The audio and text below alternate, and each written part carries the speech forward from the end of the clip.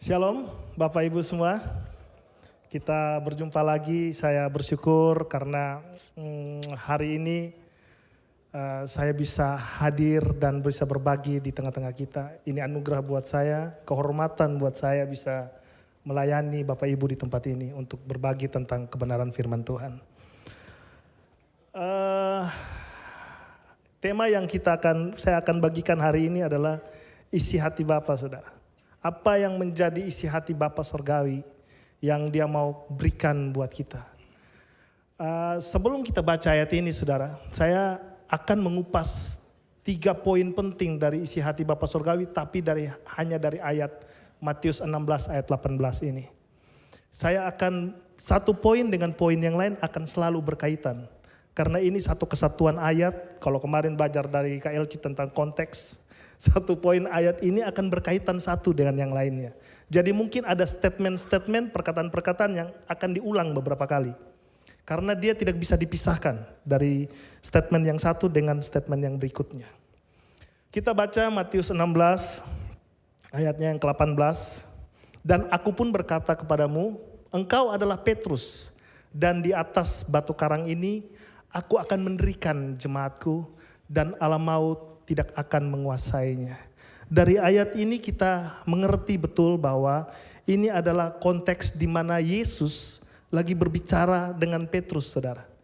Waktu dia berbicara dengan Petrus, dia menyampaikan apa yang dia mau lakukan, dia mau kerjakan di muka bumi ini. Tapi ayat ini muncul dari ayat sebelumnya, saudara, yaitu pengakuan Petrus tentang Yesus adalah Mesias. Jadi dasar pengakuan itulah yang membuat akhirnya ayat ini keluar, saudara.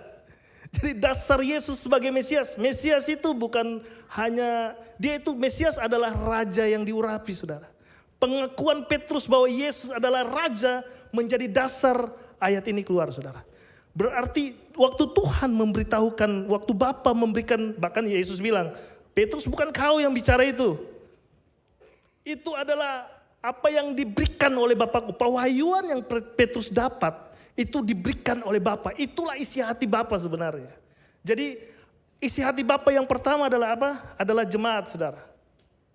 Jemaat adalah isi hati Bapa. Jemaat adalah sekelompok orang yang dipilih sebagai pelaksana kehendak Tuhan di muka bumi ini. Saya tidak buka bahasa aslinya dan sebagainya. Tapi ini saya coba merangkum, saya coba melihat bahwa jemaat itu adalah orang yang spesial, saudara. Orang yang menjadi pilihan Bapa sebagai pelaksananya di muka bumi ini. Gak ada yang lain. Jemaat orang yang menjadi pilihannya. Dia tidak memakai yang lain. Dia hanya memilih jemaat untuk melakukan seluruh kehendaknya di muka bumi ini. Wow. Bersyukur, saudara. Bahkan dia katakan begini, kalau kata mendirikan jemaat memiliki arti oikodomeo, yang punya arti membangun kembali, saudara. Artinya apa yang Yesus mau lakukan, Yesus datang ke dunia bukan hanya untuk menebus manusia dari dosa, bukan menebus dosa manusia ya, beda itu. Menebus dosa berarti dosanya yang utama, enggak, manusia yang utama.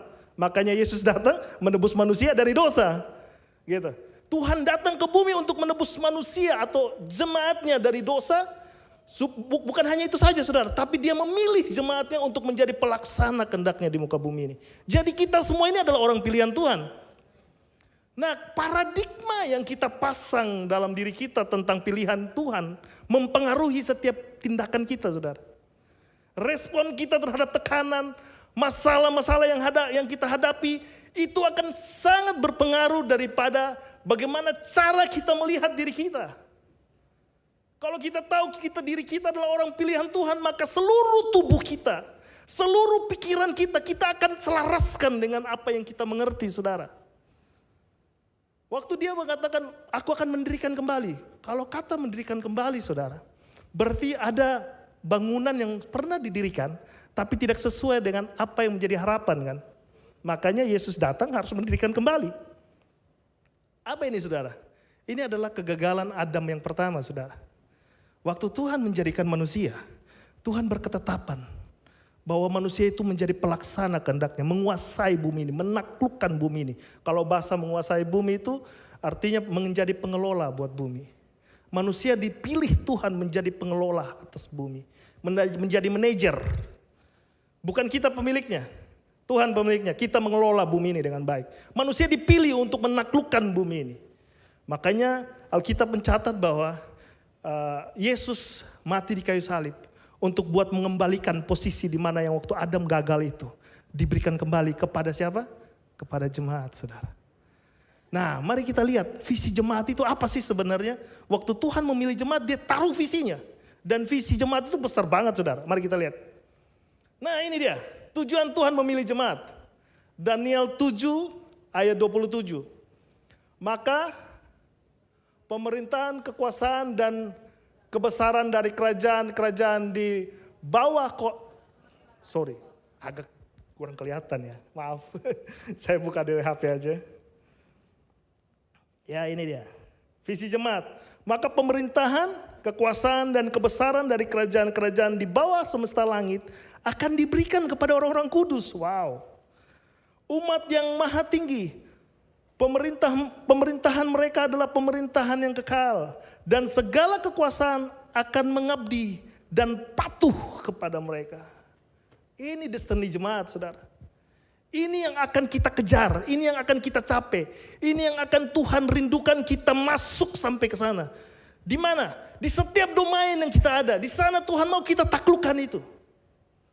Di mana kita berada hari ini, Tuhan mau jemaat yang menguasai setiap lini itu. Karena itu yang Tuhan lakukan. Itu yang Tuhan pilih. Itu yang menjadi harapan Tuhan buat setiap jemaat. Jadi saudara, kalau kita lihat visi ini, kita tahu bahwa kita bukan orang biasa, saudara. Kita orang yang luar biasa. Dan saya percaya Tuhan gak pernah salah memilih kita. Tuhan tahu bahwa kita akan melaksanakan seluruh kehendaknya. Makanya dia pilih. Walaupun saya bukan siapa-siapa. Saya mungkin orang yang gagal. Enggak. Di mata Tuhan kau orang luar biasa. Di mata Tuhan kita orang yang dipilih yang akan melaksanakan hal yang besar ini, saudara. Sekali lagi ganti cara berpikir kita melihat diri kita sendiri. Bagaimana cara kita melihat diri kita? Ayo saudara, kita ganti cara melihat diri kita dengan cara Tuhan melihat kita. Pakai itu. Nah, waktu Tuhan melakukan kasih tujuan visi ini, ada dua hal yang Tuhan lakukan. Ini saya waktu merenungkan ini saya nangis, saudara. Wow, luar biasa sekali Tuhan. Tuhan melakukan hal yang luar biasa. Untuk hal ini terjadi, Tuhan membuat Bapa melakukan dua hal. Yang pertama, apa yang Bapa lakukan? Dua hal yang Bapa lakukan waktu dia memilih jemaat. Satu, menaruh jemaat dalam Kristus. 1 Korintus 1 ayat 30. Tetapi oleh dia kamu berada dalam Kristus Yesus yang oleh Allah telah menjadi hikmat bagi kita. Ia membenarkan dan menguduskan dan menebus. Saudara, waktu kita dipilih, jemaat dipilih Tuhan ini, jemaat nih. Jemaat dipilih ditaruh di dalam Kristus. Yang kelihatan siapa saudara? Kristus. Jemaat gak kelihatan lagi. Yang Tuhan lihat Kristus saudara. Yang Bapa lihat Kristus. Artinya apa? Ini bicara cara pandang saudara. Cara pandang Bapa sama kita adalah cara pandang Bapa sama Kristus. Wow. Berarti kalau bicara cara pandang ada dua hal yang penting saudara. Penerimaannya kepada kita sama seperti penerimaannya sama Kristus. Kepercayaannya sama kita sama seperti kepercayaannya sama Kristus. Saya waktu merenungkan ayat ini saya bilang, wah luar biasa sekali kita ini jemaat ini. Bapa melihat kita itu sangat spesial sekali. Sama seperti Yesus dia melihat jemaat seperti itu saudara. Bahkan saya mendapatkan hal yang luar biasa waktu Bapa menaruh kita dalam jemaat. Waktu Bapa menaruh kita dalam Kristus. Itu sama seperti Bapa lagi mengikatkan perjanjiannya dengan jemaat saudara. Ditaruh di dalam Kristus. Supaya apa? Supaya, karena gini, Tuhan hanya melakukan sesuatu kalau ada perjanjian. Makanya Tuhan selalu melakukan sesuatu, dia mulai dengan mengikatkannya dengan perjanjian. Dengan Abraham, dia lakukan, dia ikat perjanjian. Dengan Adam, dia ikat perjanjian. Dengan siapa lagi? Bahkan semua, tidak ada satu hal pun di muka bumi ini dia lakukan tanpa pertama dia lakukan, dia mengikat perjanjian. Dengan manusia dia mengikat perjanjian saudara. Makanya waktu dia taruh di dalam jemaat, dia mengikat perjanjiannya dengan jemaat. Untuk apa? Untuk dia selalu bisa menerima jemaat. Untuk selalu dia bisa percaya kepada kita, saudara. Ini kesaksian hidup saya, saudara. Saya mengalami banyak hal dalam Tuhan. Saya mengalami ayat ini, saudara. Saya merasa bahwa Tuhan mempercayakan saya, saudara. Tuhan memilih saya, Tuhan menerima saya apa adanya. Saya itu bertobat tahun 98, saudara. Tapi saya menyerahkan diri saya untuk full melayani Tuhan, memberikan hidup saya full untuk Tuhan itu 2001. 2001 saya memutuskan untuk full melayani Tuhan. Pertama sekali saya memutuskan untuk full mengikuti Tuhan, saya dapat satu ayat visi, saudara. Pasel visi, masih visi yang awal dan masih abstrak sekali. Saya dapat itu artinya ayat itu dia bilang, hari ini engkau akan kujadikan penjala manusia. Dan saya tahu bahwa Tuhan memilih saya untuk menjadi alatnya. Dan saya semangat, saudara. Saya melayani, bahkan waktu itu dulu di SMA, waktu saya pertama sekali saya dapat visi ini, saya di sekolah, saya berdiri di depan kelas, saya khotbah, saudara. Siapa yang mau dikumpulin sendiri. Saya charter angkot, bawa ke Bapak Rohani saya. Terus siapa yang bayar? Bapak Rohani saya yang bayar. Turun, ikut semua. Bang, itu bang, apa? Angkot. Ngapain? Bayar? Belum dibayar ini. Aduh, kalian kali kau ngomong dulu, Jud. Kan gak ada telepon kita zaman itu. Dia bayar, saudara. Hati saya sangat mengasihi Tuhan. Tapi ini dia. Proses dalam kemudaan saya jatuh dalam dosa, saudara. Saya jatuh bangun dalam dosa. Saya berproses dalam dosa. Saya sempat lari dari Tuhan. Waktu saya kuliah di Bandung, saya sempat tidak fokus dengan kehendak Tuhan, saudara. Ya namanya anak muda ya. Anak muda masih suka cinta-cinta. Akhirnya gara-gara itu saya tidak fokus dengan Tuhan. Saya lari dari panggilan itu. Tapi ingat, ini dia. Tuhan punya caranya sendiri untuk membuat saya kembali kepada dia. Ini karena penerimaan, saudara. Saudara, saya nggak tahu pengalaman kita masing-masing ya.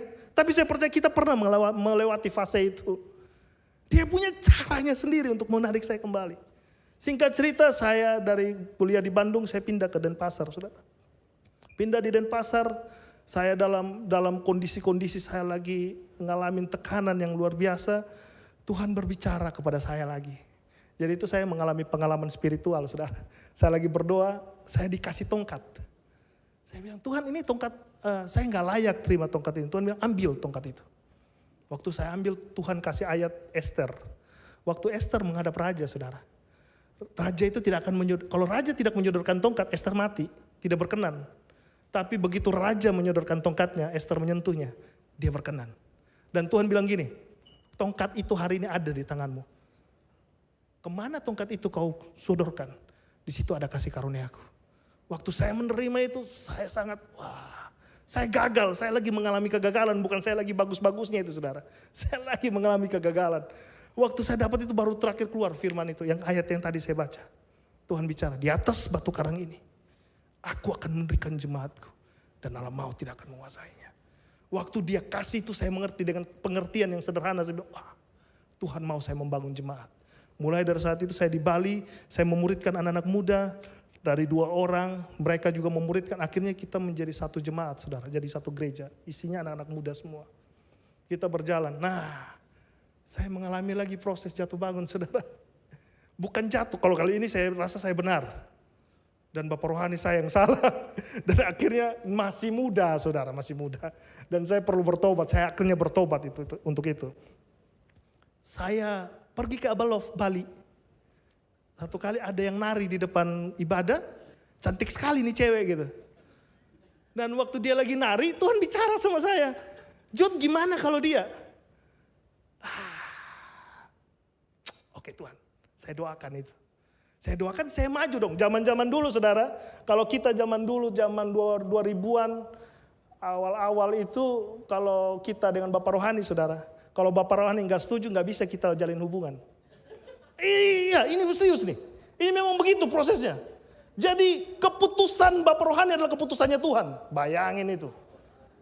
Saya datang di Bapak Rohani saya dengan sukacita. Bang, saya dapat ini loh bang, dasar firmannya. Saya lagi mendoakan satu nona Ambon di Abalov, Bali, bang saya. Tahu abang saya bilang, Bapak Rohani saya bilang, enggak. Kenapa bang? Kau doain si ini gitu. Jadi dia arahin saya doain anak rohaninya. Aduh. Terus dia minta saya waktu 6 bulan. Pokoknya 6 bulan kau harus doain dia. Jadi saya tidak boleh berkomunikasi dengan yang di sana. Gitu. Memang waktu itu saya belum berkomunikasi. Cuman saya berkomunikasi dengan istri saya ini waktu ada SPK. Karena dia yang bagian pendaftaran dan harus bayar. Saya ajak anak-anak rohani saya ikut SPK di Abelov Bali. Jadi otomatis saya harus berkomunikasi dengan dia. Tapi Bapak rohani saya nggak boleh komunikasi. Saya taat, saudara. Saya tidak berkomunikasi. 6 bulan saya coba mendoakan yang dia suruh. Saya nggak dapat. Saya nggak dapat itu. Terus saya bilang, Bang, saya nggak dapat loh. Saya dapat yang ini. Enggak. Tunggu dulu. Kamu murnikan dulu. Ais. Namanya masih muda. Saya langsung pergi di Kadoni. Siapa bapak rohaninya dia? Siapa bagian BPN di gerejanya? Oh, Kadoni, saya pergi. Kadon, saya lagi berdoa buat anaknya Kadoni. Namanya si ini. Minta waktu. Terakhir ternyata istri saya juga lagi mendoakan saya. Puji Tuhan. Gitu. Nah, tetapi masalahnya ada, saudara. Masalahnya ada. Setelah itu Bapak rohani tahu bahwa saya tidak taat sama dia. Apa yang terjadi, saudara? Saya didisiplinin, saudara. Wah, itu benar-benar buat saya sangat-sangat kecewa. Kenapa? Bukan hanya disiplin. Pelayanan yang dibangun di Bali diambil semuanya. Saya nggak boleh sama sekali berkomunikasi dengan anak-anak itu. Diputus, bukan diputus, dibuang malah. Saya kecewa, saudara. Saya sedih sekali hati saya. Saya kecewa dengan Tuhan, saya kecewa. Waktu itu Eka sudah ke Sumba untuk PTT di Sumba. Akhirnya saya putuskan untuk saya balik ke Sumba. Waktu saya balik ke Sumba, saya hidup ngawur, saudara. Karena saya kecewa. Dalam itu tadi saya bilang, dalam kemudaan saya pikir saya membangun jemaat itu, saudara. Saya sudah bangun capek-capek jemaat itu.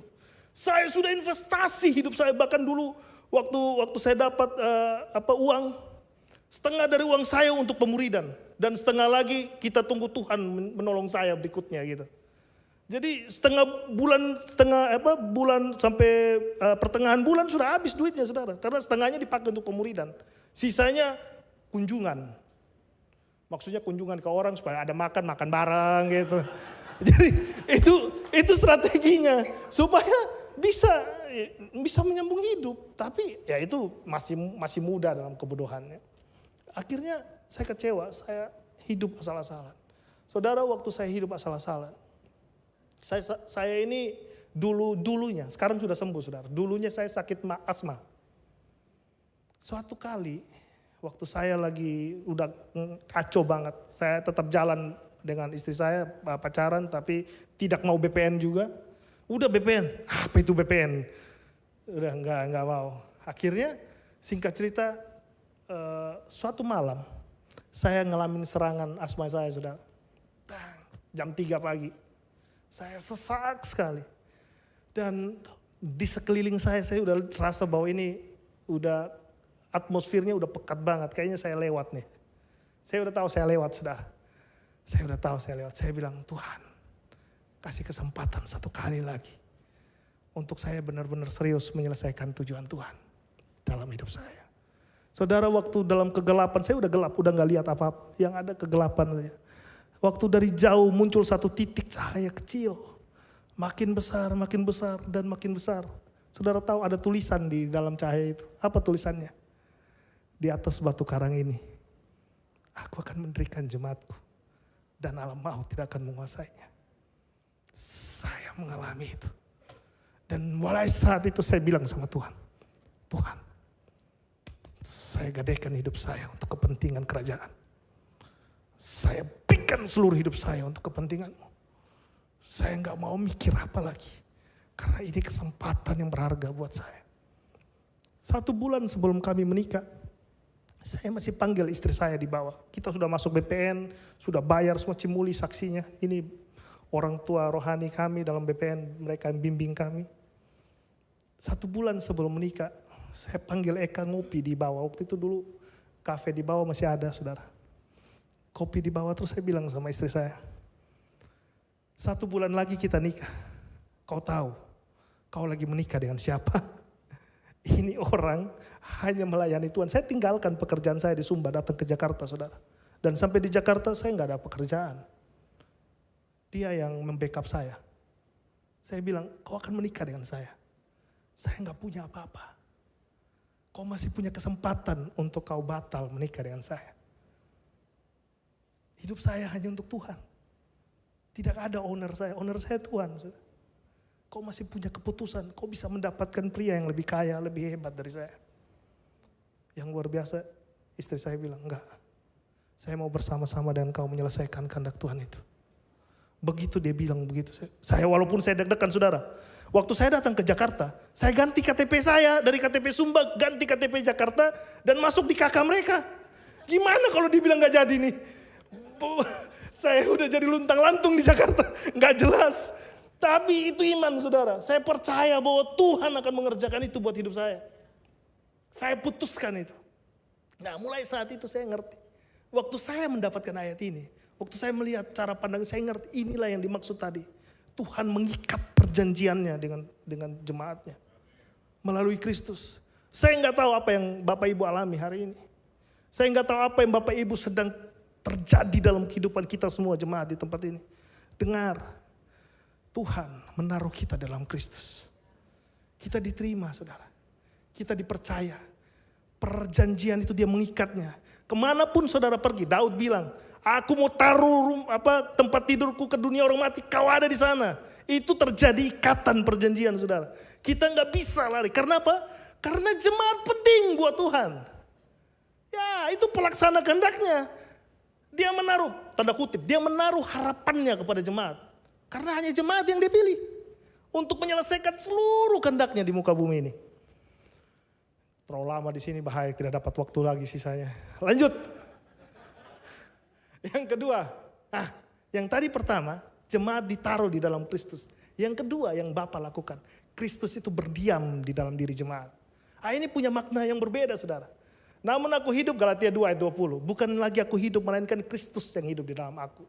Dan hidupku yang kuhidupi di dalam daging, hidup yang sekarang kuhidupi di dalam daging adalah hidup oleh iman dalam anak Allah yang telah mengasihi aku dan menyerahkan dirinya untuk aku. Saudara, saya mau kasih tahu begini saudara. Kalau saya tulis di situ, saya katakan di situ adalah gini. Sumber kekuatan jemaat bukan dari luar, melainkan dari dalam diri jemaat itu sendiri. Kristus yang berdiam di dalam diri kita saudara. Itu adalah hikmatnya Allah dan kekuatannya Allah kan. Coba kita lihat. Ini dia. 1 Korintus 1 ayat 24. Kristus yang berdiam dalam diri kita itu adalah kekuatannya Allah. Itu adalah hikmatnya Allah. Kata yang dipakai kekuatannya Allah itu dunamo saudara. Meledak-ledak. Peng, pem. Artinya apa? Mempunyai daya ledak, mempunyai daya dobrak. Kekuatan Allah itu kekuatan yang menciptakan bumi ini. Saudara, Allah menciptakan bumi ini menggunakan firman saudara. Dan sang firman itu tinggal di dalam kita.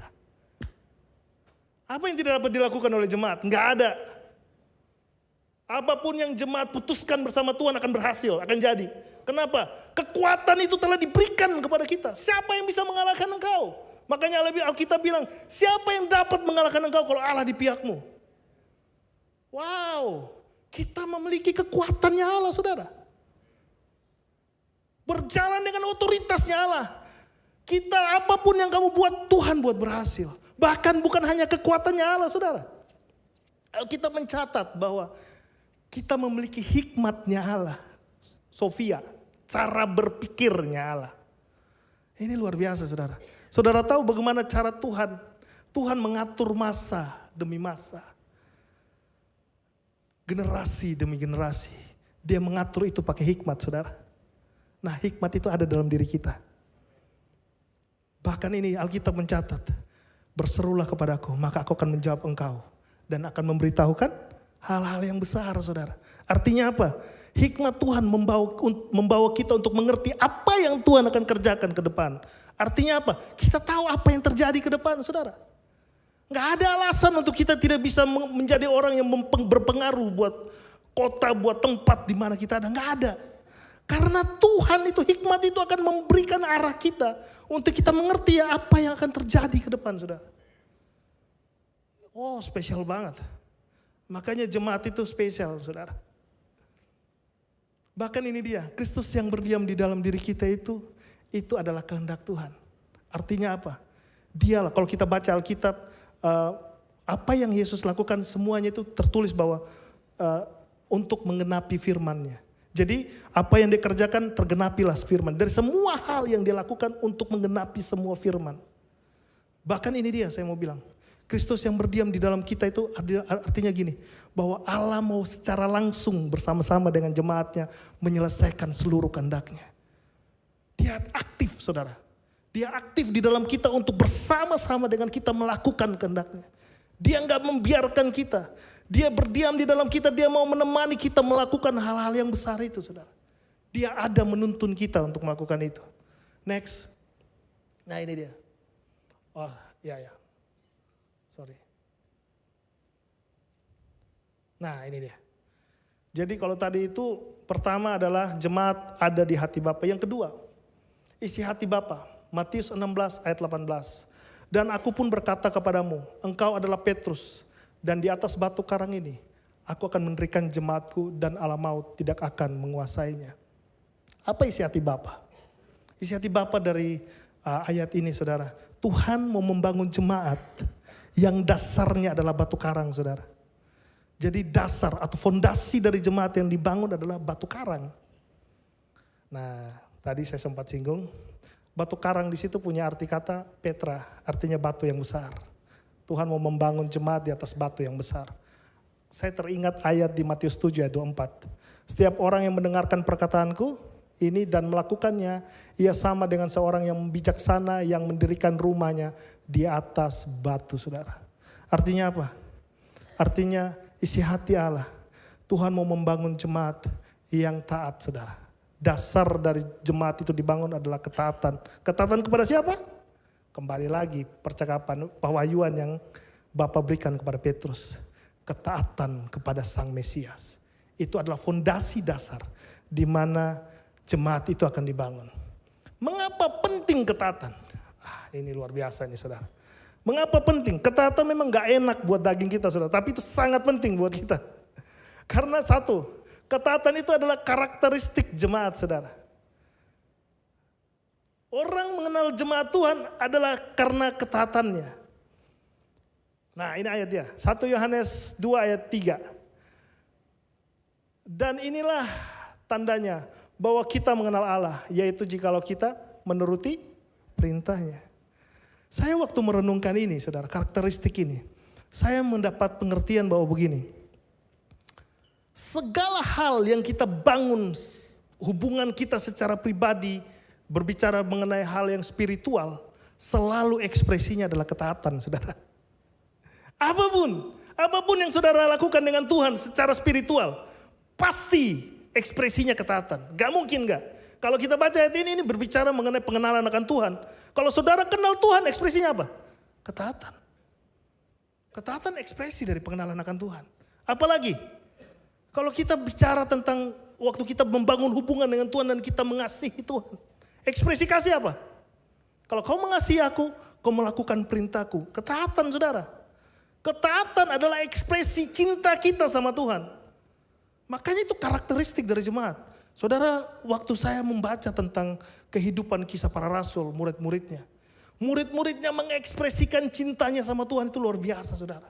Mereka taat sama Tuhan. Mereka menjual harta miliknya. Berbagi kepada orang-orang. Mereka memberikan hidupnya untuk kehendak Tuhan bisa terlaksana.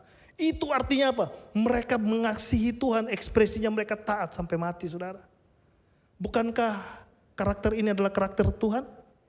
Yesus taat sampai mati di kayu salib saudara. Makanya karakteristik jemaat adalah ketaatan. Apalagi penyembahan. Wow. Penyembahan kita adalah penyembahan tertinggi kita adalah apa? Ketaatan, saudara. Ekspresi penyembahan tertinggi kita adalah ketaatan. Saya melihat kenapa Daud itu berkenan di hadapan Tuhan. Kenapa Daud itu sangat berkenan di hadapan Tuhan. Bahkan Daud ini adalah tokoh penyembah, saudara.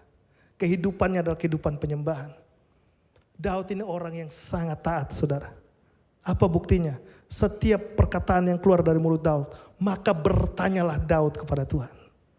Waktu dia berperang lawan orang Filistin, maka bertanyalah Daud kepada Tuhan. Dan Tuhan menjawab, aku akan menyerahkan orang Filistin ke tanganmu. Orang Filistin kalah nih berperang dengan Daud. Mereka pulang ke tempatnya, mereka mengajak sekutu mereka, raja-raja yang lain, untuk datang lagi untuk berperang melawan Daud. Apakah Daud bilang, Filistin ya, waktu itu kan saya udah pernah kalahin mereka nih, gampang lah tinggal begini-begini. Enggak, dia enggak pakai pengalaman dia, saudara. Keluar lagi pernyataan yang sama. Maka bertanyalah Daud kepada Tuhan. Dan dia mendapatkan strategi Tuhan dan dia berperang mengalahkan orang Filistin. Daud itu orang yang sangat mengasihi Tuhan. Ekspresinya adalah ekspresi ketaatan kepada Tuhan. Makanya di hari-hari terakhir Tuhan akan membangun pondok Daud, saudara. Daud itu menyelesaikan kehendaknya di generasinya karena dia taat, saudara. Bahkan ini hal yang luar biasa dari kehidupan Daud adalah waktu Daud hidupnya taat sama Tuhan, berdampak pada keturunannya disertai oleh Tuhan. Salomo, kita tahu Salomo juga ujung-ujungnya agak error kan. Mengambil istri dari bangsa lain sampai dia hatinya kecenderungannya terseret oleh penyembahan berhala, saudara. Tapi apakah Tuhan menghukum Salomo? Enggak. Tuhan bilang ini, maka teringatlah Tuhan akan Daud, bapaknya. Makanya Tuhan tidak menghukum Salomo. Wow. Ketaatan itu menyelamatkan generasi, saudara. Ketaatan kita menyelamatkan generasi di bawah kita. Itu jelas. Ketaatan itu sangat luar biasa. Yang berikutnya, saudara, saya harus cepat nih. Nah ini, ketaatan itu adalah kunci untuk membuka kuasa Tuhan. Tadi kan saya bilang di poin yang pertama, Yesus itu berdiam di dalam kita kan? Dia tinggal di dalam kita, kekuatan Allah. Nah, ketaatan itu kunci untuk membuka kuasa itu dinyatakan melalui hidup kita, saudara. Contohnya apa? Tembok Yeriko. Saya nggak perlu menjelaskan tentang tembok Yeriko, kita tahu sama-sama. Tembok Yeriko itu rubuh bukan karena trompet, saudara. Nanti coba Bapak Ibu ambil trompet tiup di depan gedung, rubuh nggak itu? Enggak rubuh. Dia rubuh kalau Tuhan yang suruh. Dia taat sama Tuhan. Waktu dia mengelilingi tembok dengan diam. Jadi mereka mengelilingi tembok itu sebenarnya mereka lagi menentang budaya orang Yahudi itu. Orang Yahudi itu kalau berperang ada namanya pekik perang, saudara. Mereka harus bersorak kalau mau berperang. Tapi Tuhan yang suruh keliling diam. Nah itu dia lagi menentang budayanya. Tapi ketaatan itu membuat akhirnya tembok itu, kekuatan musuh itu dirubuhkan. Dan mereka bisa menjara kota kan? Ketaatan. Nah ini yang luar biasa. Yang kedua yang saya pengen agak sedikit membahasnya sama saudara. Pernikahan di Kana, saudara. Pernikahan di Kana ini luar biasa, saudara. Waktu pemilik Ibu Yesus datang sama Yesus. Ibu Yesus bilang gini, Yesus itu pemilik pesta itu anggurnya udah habis. Tolonglah. Apa kata Yesus? Belum waktuku, Ibu. Kairos itu. Belum waktunya. Kairos Tuhan belum waktunya untuk dia lakukan itu. Apa kata ibunya? Ibunya pergi ke pelayan. Apapun yang dia suruh, lakukan. Akhirnya pelayan datang. Siap menerima perintah. Akhirnya Tuhan bilang, kumpulin tuh tong-tong itu. Tempayan-tempayan itu isi dengan air. Penuh. Setelah itu kamu cedok air itu. Kamu bawa kepada pemilik pesta. Ini mujizat pertama Tuhan, saudara. Kalau sudah mujizat ke-5, ke-6, ke-7 mungkin, oh iya Yesus dia pembuat mujizat. Ini mujizat pertama. Artinya tidak ada cerita sebelumnya bahwa Yesus melakukan mujizat. Apa yang dilakukan oleh hamba-hamba itu? Mereka taat. Mungkin mereka, ini apa ini maksudnya ini? Ambil cedok air. Apakah air itu sudah berubah jadi anggur? No, belum. Begitu mereka dalam perjalanan sampai kepada pemilik pesta. Baru waktu pemilik pesta meminumnya, berubahlah air itu menjadi anggur. Artinya apa? Kairos datang menempel pada Kronos, saudara. Ini saya terkesan sekali dengan pengajaran yang pernah Kak Elcid bagikan tentang panggilan. Bahwa Kairos harus ditukar, saudara. Kairos itu waktu Tuhan yang menerobos waktu manusia. Kairos harus ditukar dengan waktu kita. Itu namanya exagorazo. Artinya pertukaran, membeli. Kairos tidak akan pernah bisa terjadi kalau kita tidak tukar dengan Kronos, saudara. Kronos itu waktu yang kita punya, waktu yang kita kuasai, waktu yang kita pegang. Kita harus tukar itu dengan Kairos. Artinya apa? Tukar itu dengan ketaatan, saudara. Waktu kita taat, maka di situ ada kairos Tuhan yang siap untuk mengerjakan kehendak-Nya. Saya nggak tahu apa yang hari-hari ini yang Tuhan lagi bicarakan sama kita untuk kita taat. Ketahuilah, permintaan Tuhan itu tidak hanya permintaan biasa, saudara. Permintaan Tuhan selalu punya tujuan. Kalau Tuhan minta kita taat, taatlah. Karena apa? Ketaatan itu adalah kunci untuk membuka kairos Tuhan bisa terjadi. Baik dalam kehidupan kita maupun dalam kehidupan orang lain yang ada di sekeliling kita. Jadi ketaatan itu sangat penting, saudara. Kita lanjut, yang terakhir. Isi hati Bapa. Nah, dari ayat ini kita mengerti bahwa pertama, isi hati Bapa itu adalah jemaat. Yang kedua, jemaat yang dibangun atas dasar ketaatan. Dan isi hati Bapa yang ketiga adalah, kalau kita baca ayat ini, dan alam maut tidak akan menguasainya. Bapa mempunyai kerinduan bahwa jemaat itu tidak bisa dikuasai oleh alam maut.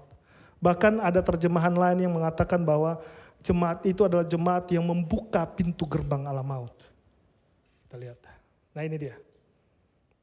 Jemaat adalah orang yang membuka pintu-pintu gerbang alam maut, saudara.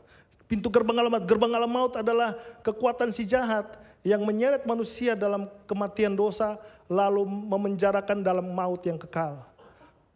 Jadi kita didesain Tuhan, jemaat itu didesain Tuhan untuk membuka pintu-pintu gerbang alam maut, saudara. Waktu gerbang itu dikalahkan, dulu waktu berperang itu, zaman dulu waktu ada peperangan itu, gerbang itu adalah kekuatan kota, saudara. Kalau gerbang itu dihancurkan, maka kota itu akan direbut. Nah, kita punya kuasa untuk menghancurkan gerbang itu. Supaya kita bisa merebut banyak orang datang. Ini bukan perintah asal-asalan, saudara. Ini perintah ini adalah visi dari Yesus itu sendiri, saudara. Coba kita lihat sedikit. Nah ini visi Yesus. Yesaya 61 itu visi Yesus, saudara. Roh Tuhan Allah ada padaku. Oleh karena Tuhan telah mengurapi aku, Ia telah mengutus aku untuk menyampaikan kabar baik kepada orang-orang sengsara, untuk merawat orang-orang yang remuk hati, untuk memberitakan pembebasan kepada orang-orang tawanan, dan kepada orang-orang yang terkurung kelepasan dari penjara. Ini Yesus punya visi, panggilan Yesus. Makanya dia datang ke bumi ini, dia mulai membuka pintu gerbang untuk membawa jemaat yang pertama, yaitu murid-muridnya. Dan ada beberapa murid-murid yang lain sampai dia naik ke sorga. Itu awal, saudara. Jadi visi ini, waktu dia mendesain jemaat, ingat, jemaat itu didesain, dipilih oleh Tuhan, didesain oleh Tuhan. Hati ini, visi ini, dia taruh dalam diri jemaat. Itu sama seperti apa ya? Itu sama seperti SOP. Kalau HP ini HP. HP ini, kalau ada sistem dalam HP ini yang rusak, maka HP ini tidak akan maksimal untuk berfungsi, saudara. Demikian juga jemaat. Jemaat itu sistemnya, Tuhan sudah membangun satu jemaat di mana sistemnya adalah hati Tuhan yang Tuhan taruh dalam diri jemaat. Makanya apapun visi yang kita punya selalu berhubungan dengan dunia terhilang. Kamu adalah garam dan terang dunia. Itu Tuhan taruh dalam jemaat. Inilah yang mengakibatkan kenapa, saudara? Waktu jemaat tidak melakukan itu, jemaat mengalami namanya lemah, tidak bergairah, sakit rohani. Karena apa? Karena ada sistem yang tidak berfungsi dengan benar itu. Makanya Tuhan mau kita kembali mengerjakan hati Tuhan itu. Kembali, dimanapun kita berada. Misi itu bukan harus kita pergi ke daerah, saudara. Tuhan tempatkan kita di mana kita ada. Disitulah tempat untuk kita membuka pintu gerbang alam maut. Membawa banyak orang. Kita tahu bahwa begitu pintu gerbang alam maut itu dibukakan, maka akan lahir jemaat baru, saudara. Karena orang-orang yang dibebaskan dari alam maut itu adalah jemaat yang akan melakukan kehendak Tuhan lagi di tempat yang lain. Sampai bumi ini penuh kemuliaan Tuhan. Sampai bumi ini penuh orang-orang yang mengasihi Tuhan dengan karakter-karakter Kristus. Memenuhi bumi ini. Supaya bumi ini mengerti siapa Tuhannya. Terpancar lewat kehidupan dari jemaatnya. Wow. Ini yang terakhir, saudara. Ini tadi. Yang terakhir. Ini ayat yang penting. Kita seringkali kalau di kematian ya, kita bilang, kita datang tidak membawa apa-apa. Kita pulang dengan tangan kosong. Enggak, saudara. Kalau dari ayat ini dia mengatakan, dan aku mendengar suara dari sorga yang berkata, Tuliskanlah dan berbahagialah orang-orang mati yang mati dalam Tuhan sejak sekarang ini. Sungguh kata Roh, supaya mereka boleh beristirahat dari jerih lelah mereka. Karena segala perbuatan, sebenarnya bahasa aslinya bukan perbuatan, pekerjaan. Segala pekerjaan mereka menyertai mereka, saudara. Artinya kita pulang membawa pekerjaan baik yang kita selesaikan di muka bumi ini. Kita pulang, kita membawa apa yang Tuhan taruh dalam, apakah kita menyelesaikan kehendak Tuhan di muka bumi ini. Jemaat, saya mau kasih tahu, semua hal yang kita butuhkan untuk kita mengerjakan visi itu, Tuhan sudah berikan kepada kita. Selesaikan kehendak Tuhan. Saya minta pemusik untuk bisa ke atas. Mari kita siapkan hati kita, saudara. Kita datang sama Tuhan. Betapa berharganya saudara di hadapan Tuhan. Saudara bukan orang biasa-biasa. Tapi saya gagal, Pak. Enggak. Tuhan terima saudara. Tuhan percaya saudara. Tuhan tahu bahwa saudara akan menyelesaikan seluruh kehendak-Nya.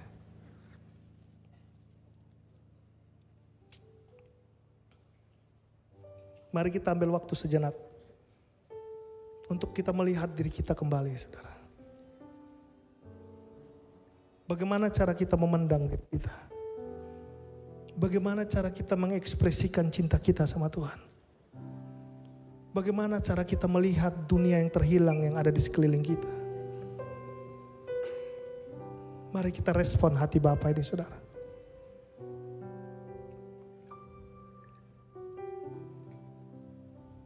Tuhan, aku berdoa.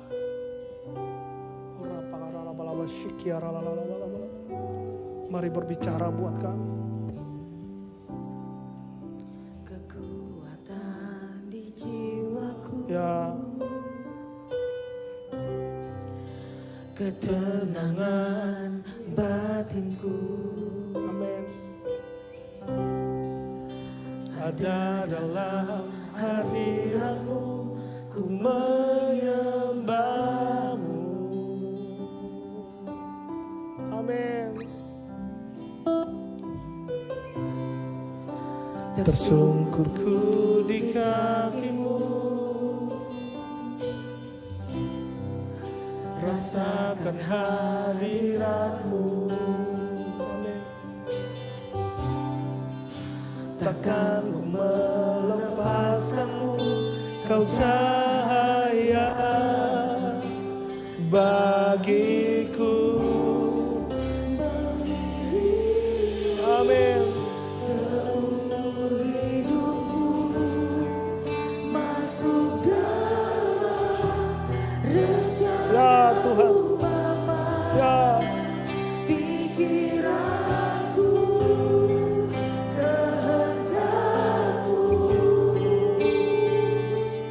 ku serahkan padamu, harapanku hanya di dalam-Mu. Ku kan teguh bersama-Mu Tuhan, jadikanku bejana-Mu untuk kemuliaan-Mu. Tuhan, aku membawa jemaat-Mu di tempat ini. Setiap pergumulan, setiap beban-beban yang hari ini dialami oleh jemaat-Mu, kami sadar Tuhan, bahwa Tuhan telah mengikat perjanjian dengan kami. Tuhan tolong kami semua, untuk kami boleh mendapat hati Tuhan. Untuk kami boleh hidup bersepakat dengan Tuhan. Untuk melakukan seluruh kehendak-Mu di muka bumi ini. Aku memberkati jemaat-Mu di tempat ini Tuhan. Biarlah kehendak Tuhan, Tuhan boleh nyatakan bagi mereka. Tuhan boleh sampaikan seluruh isi hati-Mu. Tuhan boleh taruh hati-Mu yang membuat jemaat tidak bisa untuk tidak melakukan kehendak-Mu. Karena kami semua yang ada di tempat ini adalah penting bagi kerajaan-Mu Tuhan. Sampaikan isi hati-Mu, berbicara Tuhan. Saya merasa saudara, saya nggak tahu, ada saudara-saudara di tempat ini Yang sudah merasa, sudah lama sekali Tuhan tidak berbicara sama saya. Sudah lama sekali saya rasa kayaknya saya jauh dari Tuhan. Sudah lama sekali saya merasa saya tidak mengalami Tuhan secara pribadi. Tuhan berbicara buat saudara. Saudara penting buat Tuhan. Tuhan menerima dan percaya kepada saudara. Kembali datang sama Tuhan. Rendahkan diri saudara sama Tuhan. Biarlah Tuhan yang akan memakai saudara. Tuhan yang akan memulihkan saudara. Sampai saudara menyelesaikan kehendak Tuhan.